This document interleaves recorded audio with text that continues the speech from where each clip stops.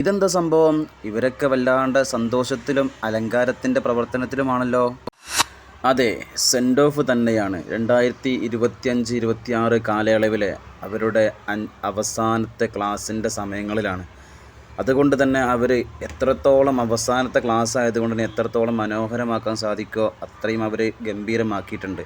പ്രിയപ്പെട്ട മക്കൾ നമുക്ക് കേക്ക് കൊണ്ടുവന്ന് അതിൽ അവർ തന്നെ എല്ലാ രൂപത്തിലും അവർ തന്നെ പിന്തുണച്ച് അവരെ സാധന സാമഗ്രികളൊക്കെ സംഘടിപ്പിച്ച് അവരെ അലങ്കരിക്കുന്നതും എല്ലാം അവർ തന്നെയാണ്.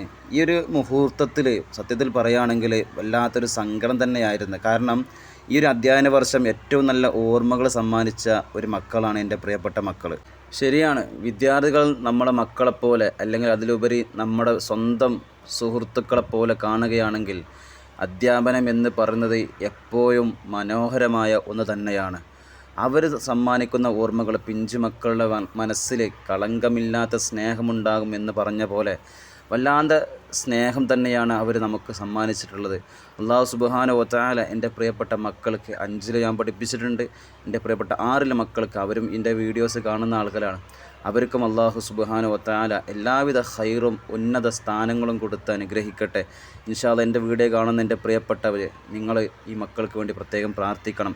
അവരെനിക്ക് ഒരുപാട് സമ്മാനങ്ങൾ, ഒരുപാട് നല്ല ഓർമ്മകളൊക്കെയാണ് സമ്മാനിച്ചിട്ടുള്ളത്. വളരെ സുന്ദരമായിട്ടുള്ള ഒരു വർഷം തന്നെയായിരുന്നു 2025-26 എന്ന അധ്യയന വർഷം എന്നുള്ളത്. ഒരിക്കലും മറക്കാനാവാത്ത ഒരു ഓർമ്മകൾ കൂടിയാണ് അവരെനിക്ക് തന്നിട്ടുള്ളത്.